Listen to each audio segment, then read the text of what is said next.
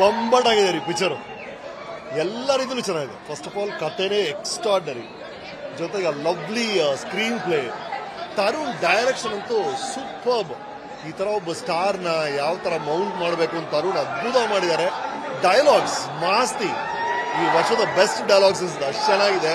And then artist ಎಲ್ಲರೂ ಅದೆಲ್ಲದಕ್ಕೂ ಕಿರೀಟ ತರ ನಮ್ಮ ಕಾಟೇರ ದರ್ಶನ್ ಅವರು, ಅವರ ಸ್ಕ್ರೀನ್ ಪ್ರೆಸೆನ್ಸ್, ಅವರ ಡೈಲಾಗ್ ಡೆಲಿವರಿ, ನಟನೆ, ಫೈಟು ಅದ್ಭುತ.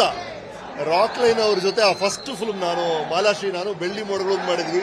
ಈಗ ಮಾಲಾಶ್ರೀ ಮಗಳು ಹೀರೋಯಿನ್ ಆಗಿ ಮಾಡಿದ್ದಾರೆ. ಎಲ್ಲಾ ರೀತಿಯಲ್ಲೂ ಬಹಳ ಒಳ್ಳೆ ಫಿಲ್ಮ್ ಅನಿಸ್ತು, ಬಹಳ ಖುಷಿ ಕೊಡ್ತು. To the entire team, Harikrishna music ಇರ್ಬೋದು, ಟೆಕ್ನಿಷಿಯನ್ಸ್, ಆರ್ಟಿಸ್ಟ್ ಎಲ್ರಿಗೂ ಅಭಿನಂದನೆಗಳು. Congrats Rockline sir, massive hit ಇದು. ಬಂಬಟಾಗಿದೆ ರೀ ಪಿಕ್ಚರ್. ಎಲ್ಲ ರೀತಿಯಲ್ಲೂ ಚೆನ್ನಾಗಿದೆ. ಫಸ್ಟ್ ಆಫ್ ಆಲ್ ಕಥೆನೇ ಎಕ್ಸ್ಟ್ರಾರ್ಡನರಿ, ಜೊತೆಗೆ lovely screenplay. Tarun direction ಅಂತೂ ಸೂಪರ್ಬ್. ಈ ತರ ಒಬ್ಬ ಸ್ಟಾರ್ನ ಯಾವ ತರ ಮೌಂಟ್ ಮಾಡಬೇಕು ಅಂತ ತರುಣ್ ಅದ್ಭುತ ಮಾಡಿದ್ದಾರೆ. ಡೈಲಾಗ್ಸ್ ಮಾಸ್ತಿ, ಈ ವರ್ಷದ ಬೆಸ್ಟ್ ಡೈಲಾಗ್ಸ್ ಅಷ್ಟು ಚೆನ್ನಾಗಿದೆ.